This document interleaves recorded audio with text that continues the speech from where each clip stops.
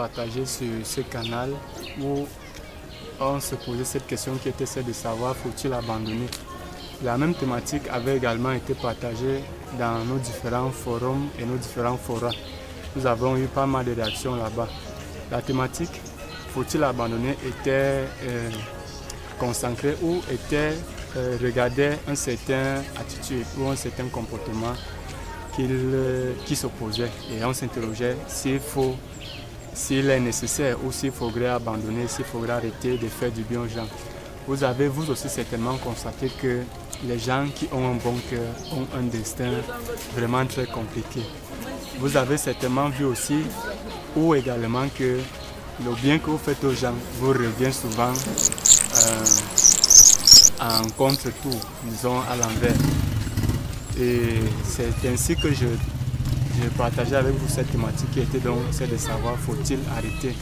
Il y a certaines personnes aussi qui, j'étais en entretien avec certaines personnes, ils me disaient la vie est tellement dure envers moi, je ne sais pas si j'ai fait quelque chose à la vie, je ne sais pas si c'est moi qui dois quelque chose à la vie. Alors tout le bien que je fais aux gens, il ne me rend que mon bien par le mal. Alors je ne sais pas si je devrais continuer quand même à faire toujours le bien aux gens. Et je vous posais vous aussi cette question qui était celle de savoir, faut-il arrêter donc de faire le bien aux gens sous prétexte que en faisant le bien aux gens, ces gens ne sont jamais reconnaissants envers nous. Alors, est-ce qu'il faut arrêter de faire du bien aux gens? Est-ce qu'il faut arrêter de faire des faveurs à nos amis, à nos collaborateurs, aux gens de la famille ou à certaines connaissances? Est-ce qu'il faut arrêter?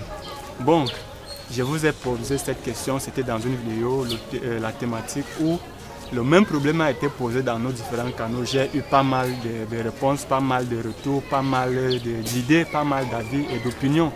Aujourd'hui, ce que moi je tenais à partager rapidement avec vous dans cette petite vidéo est que pour ma part, d'après moi, ce que je pense, c'est je ne pourrais pas vous conseiller de cesser de faire du bien aux gens. Pour mes amis croyants, mes amis chrétiens, même la Bible nous dit surmonter le mal par le bien. Le bien est nécessaire dans la vie. On ne peut s'emparer de faire du bien. Faire du bien est une obligation. Je dirais, c'est un devoir de responsabilité. Oui, vous êtes appelés à faire du bien.